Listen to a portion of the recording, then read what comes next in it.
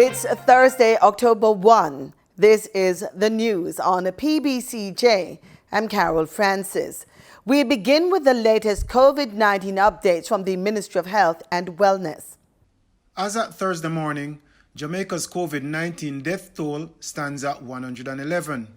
On Wednesday, 4 deaths related to the novel coronavirus, COVID-19, were reported.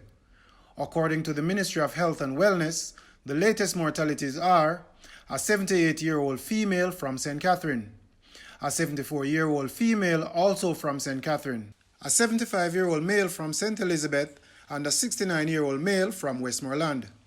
73 new COVID-19 positive cases were also reported over the past 24 hours.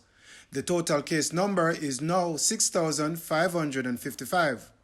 125 recoveries were recorded over the past 24 hours, bringing that total to 1,991. The number of active cases on the island is now 4,363. It also disclosed that there are 30 moderately ill and 17 critically ill patients. A total of 127 persons infected with the virus are currently in hospital, while 11 persons are quarantined in a government facility. 21,485 are quarantined at home.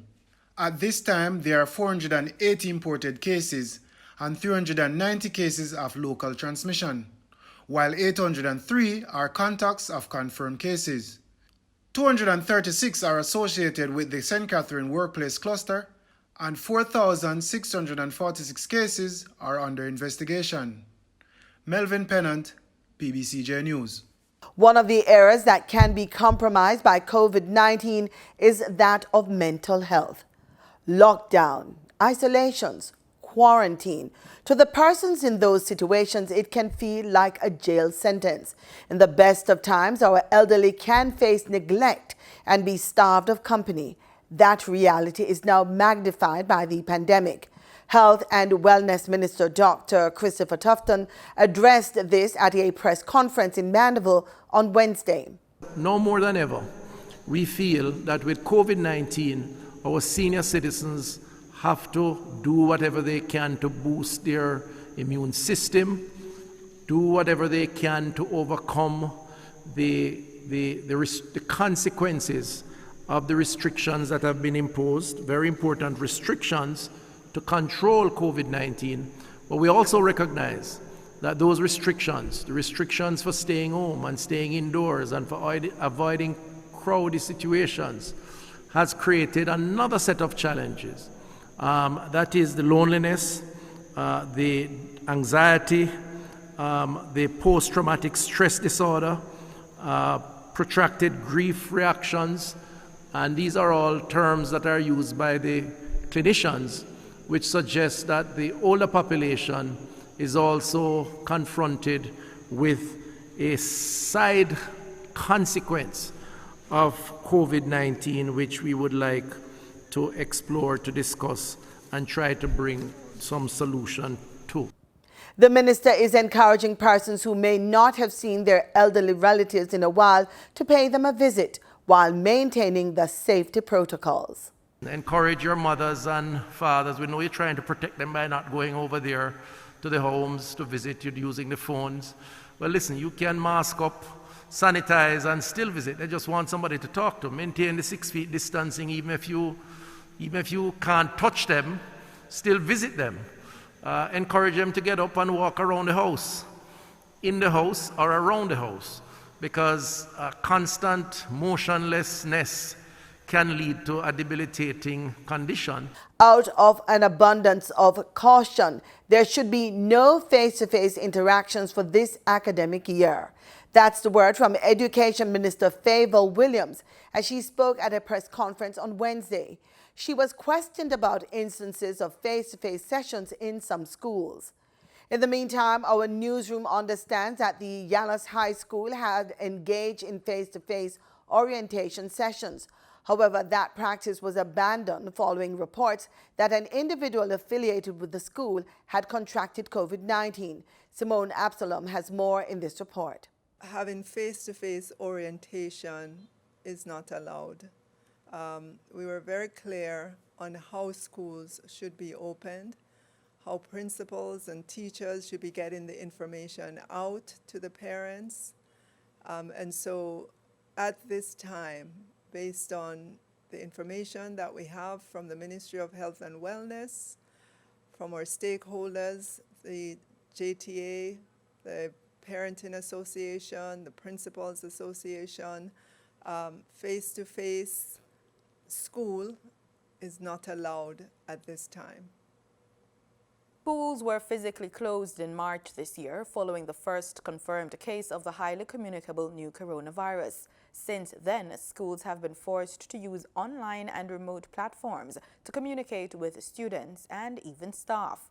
With the new school term set to begin on October 5, schools are now in the process of orientation. However, the PBCJ News team was informed that some schools in St. Thomas were having face-to-face consultations this week. I don't think the school should be open because they have online class. So I don't think the school itself should be open.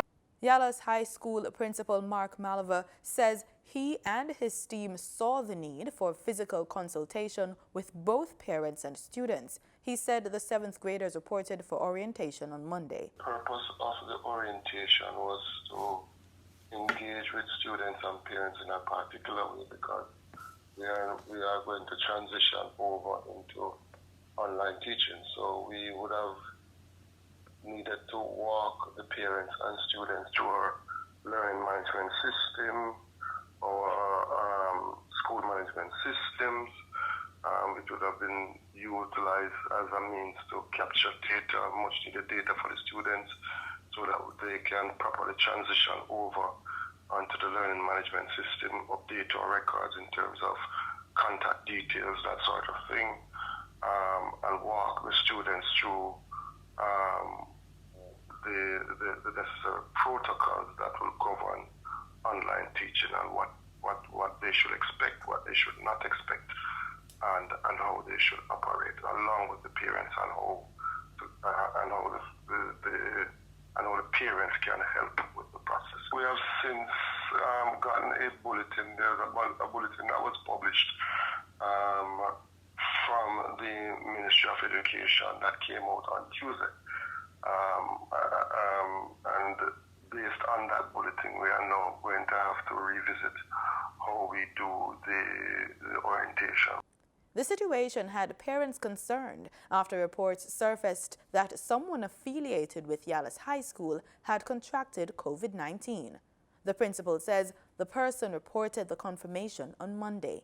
It wasn't a teacher, firstly, and what had happened was that the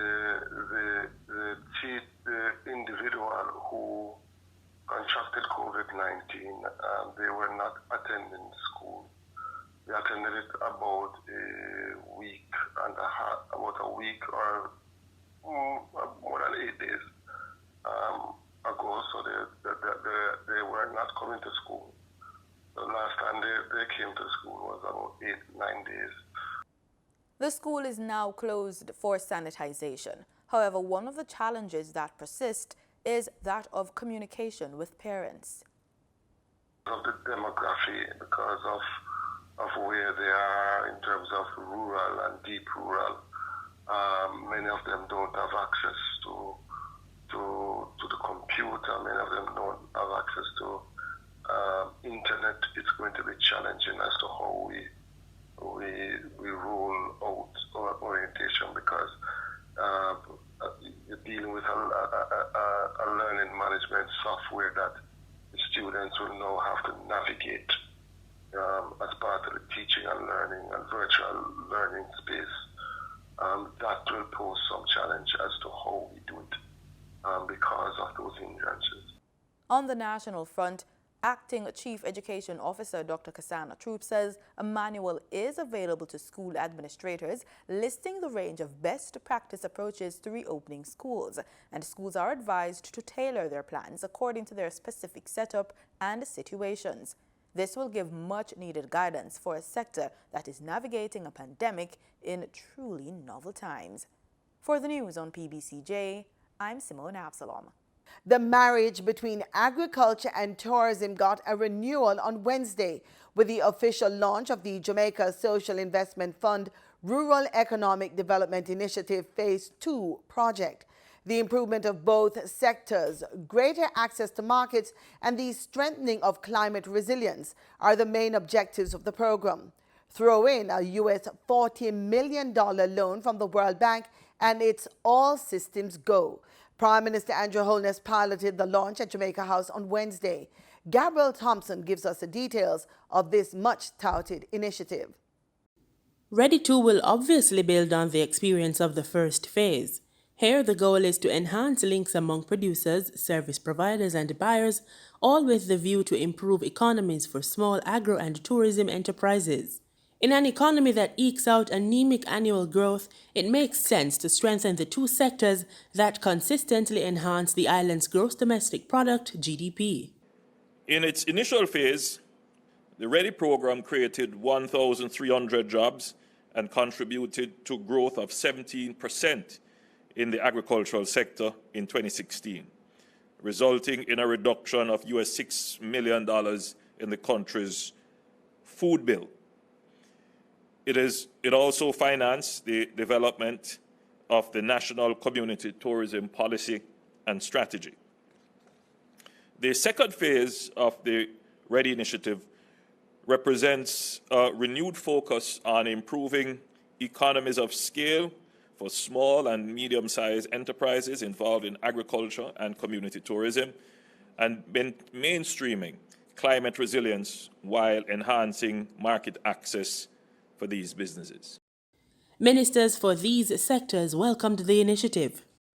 PM, I assure you that as JSIF works, the ministry through our agencies will drive this project forward.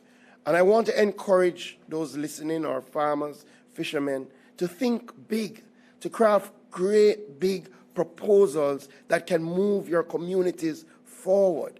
I want you to think, throw out the box. I'm pleased to note that today's launch of the Rural Economic Development Initiative, READY2, is taking place within our annual Tourism Awareness Week, which we are observing from Sunday the 27th of September to October 3 under the theme Tourism and Rural Development.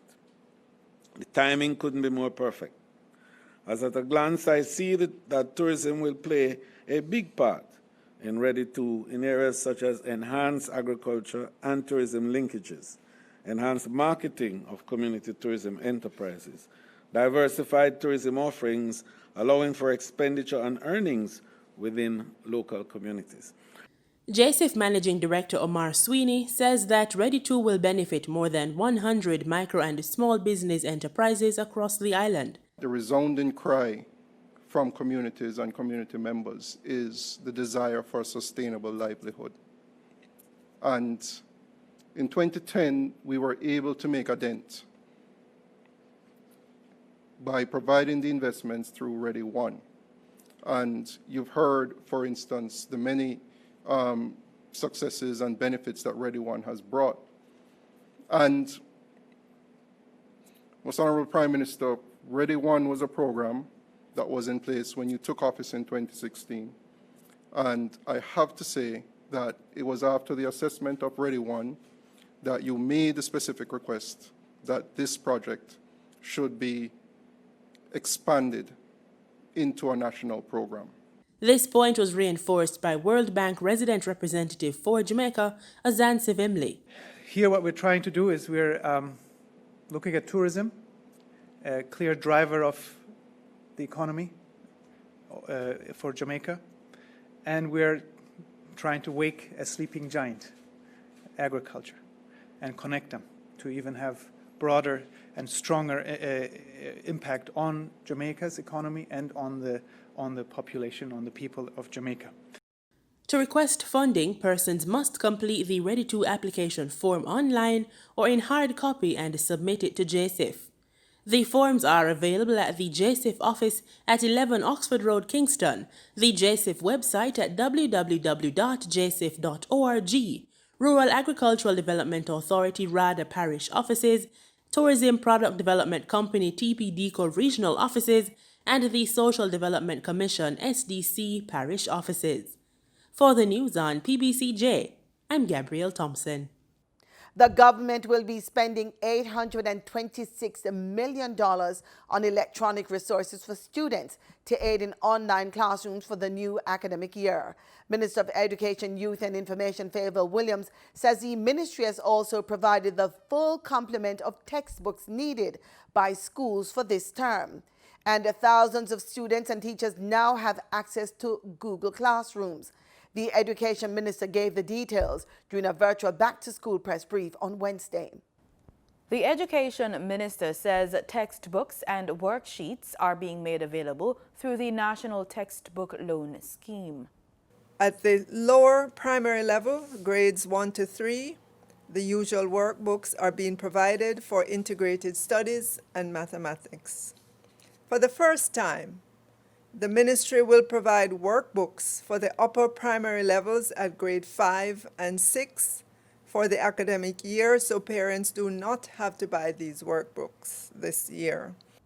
Minister Williams says 38,000 e-books are also being made available to students at the secondary level for specific subjects.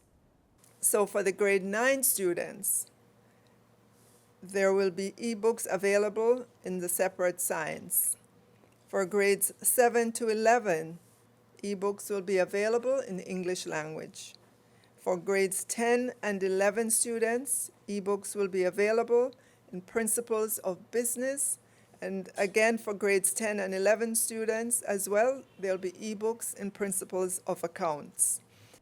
The minister says the learning experience will be executed through a number of avenues: online, telecommunication, and print.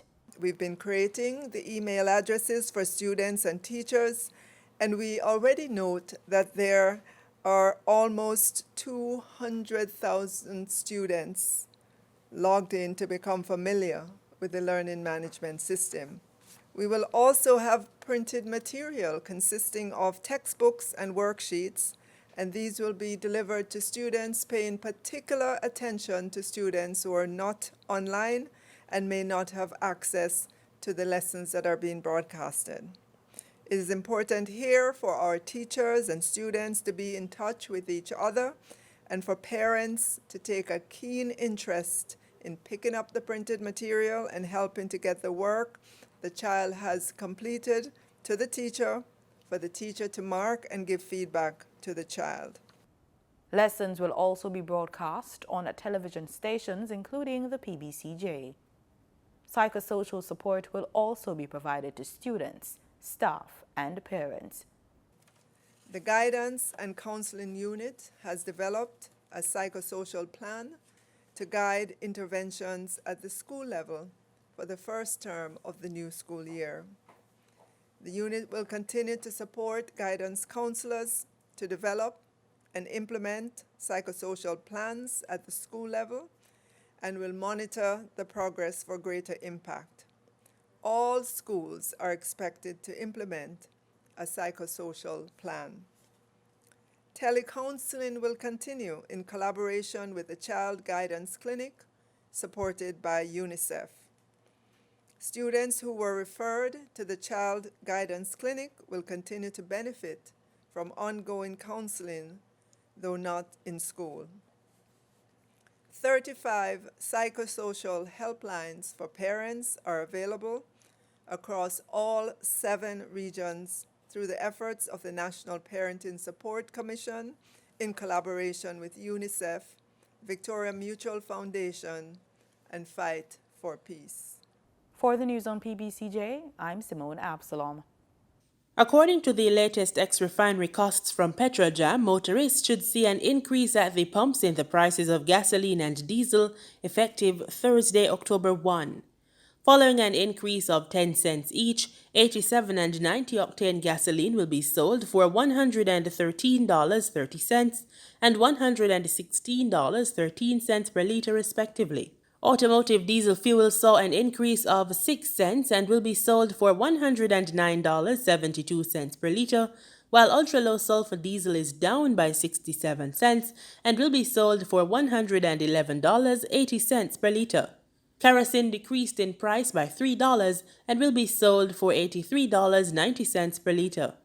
Following a $1.50 decrease, propane liquid petroleum will be sold for $45.59 per liter, and butane liquid petroleum will be sold for $50.72 per liter after a decrease of $2.03. Marketing companies and retailers will add their respective markup to these prices.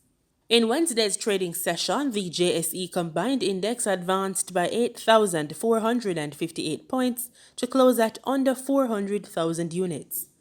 Overall market activity resulted from trading in 84 stocks, of which 44 advanced, 26 declined, and 14 traded firm. The Junior Market Index advanced by 35 points to close at under 3,000 units. Stocks advanced for Access Financial Services, AMG Packaging and Paper Company, and Burrito Investments Limited. Stocks declined for 138 Student Living Jamaica, 1834 Investments Limited, and Caribbean Cement Company Limited. Trading firm were Cargo Handlers Limited, Consolidated Bakeries Jamaica, and Epley Limited 8.25%. G-West Corporation Limited ordinary shares was the volume leader with 7.6 million units, followed by Pulse Investments Limited with 4.4 million units and Sagicor Select Funds Limited Financial with 3.5 million units. Now for the foreign exchange. The US dollar on Wednesday, September 30 ended trading at $142.10. The Canadian dollar sold for an average $107.75. The pound sterling traded for $185.55, and the euro ended trading at $168.28. Oil prices fell on Thursday as rising coronavirus cases dampened the demand outlook, with further price pressure from a rise in OPEC output last month, though losses were capped by renewed hopes for U.S. fiscal stimulus. Brent crude futures fell 65 cents to $41.65 a barrel. West Texas Intermediate crude futures slid 69 cents to settle at $39.53 a barrel. And that's it for this edition of the Business Report on PBCJ. I'm Gabrielle Thompson. This week, our culinary trail ended at Lucky Crab, home of the Seafood Bucket, where a selection of fresh seafood and local cuisine are twinned with innovation. Though a seafood lover's paradise, carnivores don't have to worry they are missing out. They can enjoy pork chops and chicken dripping in a range of delicious sauces.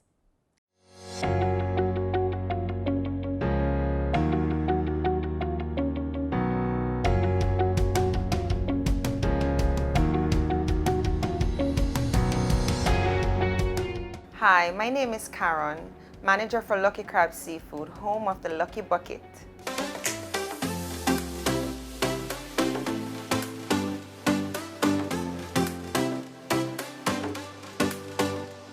So we started from home. Basically, we would get crabs and crayfish and corn and mix it together. And then the idea just came about. We decided, okay, what else can we add to this and make it into something? And then when we started the restaurant we started a restaurant without the seafood bucket. Would you believe that? Then we eventually went into seafood. So we started out with the seafood boil, and then we decided, okay, how can we serve this and make it fun and exciting? And we were out shopping for a container, something different, because we didn't want to put it in a plate, and we didn't want to put it in a plastic bag either. I mean, who wants to eat out of a plastic bag, right? So we went shopping, and we saw some small buckets, and we're like, okay, let's try this. And that's how it came. So we served a seafood boil in a bucket, and we called it the Lucky Bucket. We were only offering the bucket on Wednesdays only, and one of our hashtags was Get Lucky. So on Wednesdays, when you purchased a Lucky Bucket, like, customers had the opportunity to win a prize. Something small, maybe a discount off the bill, an extra crab, an extra crayfish, something. So that was the whole idea around it being a Lucky Bucket. the crabs that we have in Jamaica, they're smaller crabs. So the blue crabs, they tend to run a little bit smaller. When you look online and overseas, you see those big juicy crabs, well, the snow crabs and stuff like that we don't necessarily have here in Jamaica, but what we do have is the king crab. So we decided to say, okay, you know what, we can't get those ones, so let's work with what we have here in Jamaica. I mean, sometimes they're hard to get, but we try to have our regular supply and we get them in. And I mean, people they love it. They love the king crab because it's a bigger, more juicier version of the smaller crabs. During this period we had to condense our menu because before we had a lot more offerings. We just wanted something a little bit more simple. When customers come in, they don't have a long time going through perusing a 6-page menu or a 4-page menu.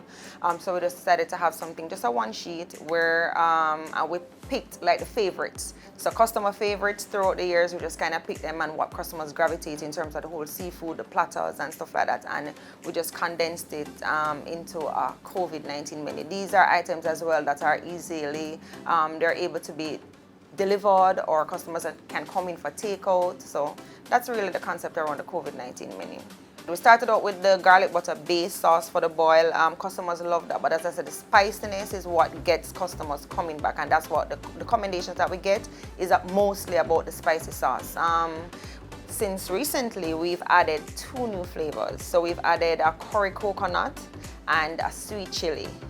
But to be honest with you, I think the customers would probably have to do a poll because all 3 right now, they're in a stiff competition. Currently, we're open 11 a.m. to 7 p.m., 11 a.m. to facilitate lunch. So we have lunch specials available now. They're available between 11 and 2. We do wings, we do pastas, we have a pork chops and shrimp. So we try to pair it with some sort of seafood because we find that customers, you come out and you come to a seafood restaurant, you may not necessarily want seafood, but you want to mix it up a bit. So we have a pork chops and shrimp that's available. Our lunch menu is a little bit different though, where we do offer fish. We offer fish. We're now launching a roti. So we want to do a roti with curry seafood mix. So the seafood mix will be lobster, shrimp, fish fillet with sauteed veg, and it's going to be in a curry coconut sauce. Over the years, we've perfected our sauce. We've perfected the process of preparation, and you just can't get it anywhere else. We're the only place that has all the offerings in one dish. Most places you can just get a version of it. But as I said, this is a home, this is where it all began, this is where it started, and we've perfected it over the years and added a few little things as well.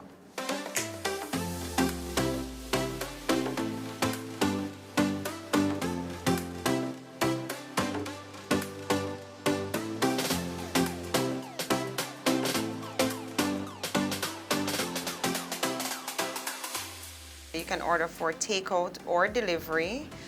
You go on the website, you click see menu and order. Say for instance, you're gonna order a Lucky Bucket. Click on the item.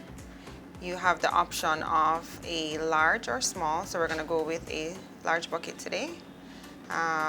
You also get to choose the sauce. So we have garlic butter sweet chili or the curry coconut, and you can get that in mild or spicy. So you select, today we're gonna go with the sweet chili mild.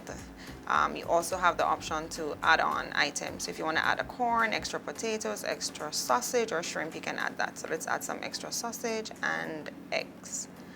And we go add cart. To check out, we click on the cart icon. It would ask you to enter your information. So you enter your name, your email address, and a contact number. If you're going for delivery, you'd be asked to enter the location, which would be right here. So you enter the address, you click save. It will give you the total. And then you also have the option to choose a time for delivery. So if you want to do delivery for 4 p.m. or 2 p.m., well, let's do this. This is for 2 p.m. Then you select that, and we also have the option. You can choose to pay via card or cash to delivery person.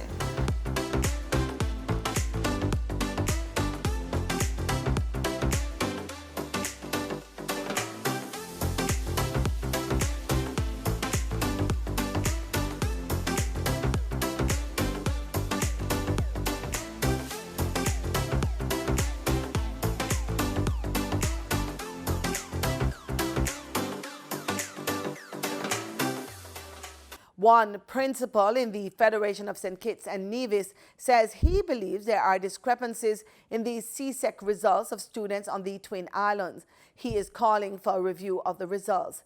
Glenn Bart tells us more. Said Mr. Miguel Thomas, the acting principal of the Verchilds High School, as he reported on what he believes are discrepancies in the results of several students who sat the CXC 2020 CSEC examinations. Principal Thomas said he was dissatisfied with the returns, suggesting that the trends he observed were not in keeping with the results. He indicated that he has submitted an official request for review on the issues he found. As I stand here, though, I must express some dissatisfaction with the results garnered from the from CXC. As the registrar, I pride myself in looking at trends, and even as a CSEC geography teacher, I registered some dissatisfaction. For one of the strongest cohorts that I've ever entered, they returned the poorest results, all passed, but they returned the poorest results in my teaching career. That is very, very dissatisfying, and it's something that needs to be looked into. I've already penned a letter. I have looked at the trends over the years, and I'm displeased, especially when all of your students who would have gone in with a full SBA score. It's quite dissatisfying, and to see the profiles that the students returned, because it's wanting to examine different disciplines and recognize 100% passes, but when you scrutinize the profiles, you recognize that this does not reflect the quality of students that you would have entered, and something needs to be done. And so I'm going to take further action through the appropriate channels. We recorded a number of other discrepancies where students' grades are concerned. We are grateful again for students who would have passed, but if I might add just a few examples for those of us who are in the media and who might want to further understand what I'm talking about. In several instances, in one instance, we had one student who did not complete a component, did not attempt a component of an exam. So the child received 0 for that component. However, the child came back with a grade 1, and the teacher is in disbelief. So that's something that must be addressed. In another instance, we had one student recording a grade 1 with 1A and 2 C's in the profile. I've never seen that in the history of anything. I'm grateful again, but that is something justice must be served. We recognize too that 2 students with the lowest SBA scores for a particular subject registered grade 1s, and the students with the highest set of scores came back with the lower grades. Those are the things that we are seeing in our local context, and we recognize that there are major discrepancies as it relates to the Verchilds High School, and I'm certain that upon closer scrutiny of the results that other principals can make similar sentiments, and I trust that we get some redress in these matters on CXC's path. It must be stated that this kind of concern expressed by Principal Thomas is not isolated, as reports from various islands are reflecting dissatisfaction with the CXC returns, citing several types of discrepancies in student results. Glenn Bart, SKN Newsline. In sport, Jamaica now has its first national anti-doping mobile unit.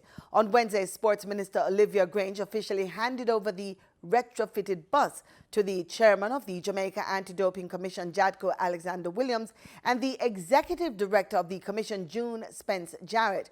The Jadco mobile unit is reportedly the second in the world to be operated by a national anti-doping organization. Others at the unveiling were the Minister of State in the Ministry of Culture, Gender, Entertainment and Sport, Alanda Terrelong, Permanent Secretary Denzil Thorpe, and Olympic sprint hurdler Megan Tapper. And in the weather report on Wednesday night, there were reports of strong gusts and rain across the corporate area. Head of the Meteorological Service, Evan Thompson, says the atmosphere in and around the island will become unstable with more rainfall and severe weather conditions. He says this is especially true to the west of the island, with a chance of tropical cyclone development within the coming days. What we've been seeing over the past few weeks is that we've been getting quite a bit of rainfall over sections of Jamaica from day to day, mostly in the afternoons, but sometimes some heavy thunderstorm activity, some flashes of lightning, and of course we've had some disasters because of that lightning over some periods in the past few weeks as well. What we are doing now is that we're moving from one month into the next as we move from September into October. October is seen as the rainfall month of the year. It's when we move toward the peak of rainfall activity during the course of any year traditionally. And so in October, we do expect an increase in rainfall. We're still in the time of the year where the warm conditions will contribute to thunderstorm development. So we could be seeing some very intense rainfall in periods, outbreaks, and we could also experience the thunder and the lightning and sometimes possibly even hailstorms and even some like tornado type events. So we could see some of that kind of activity as we go through October. We are still in the 2020 Atlantic hurricane season.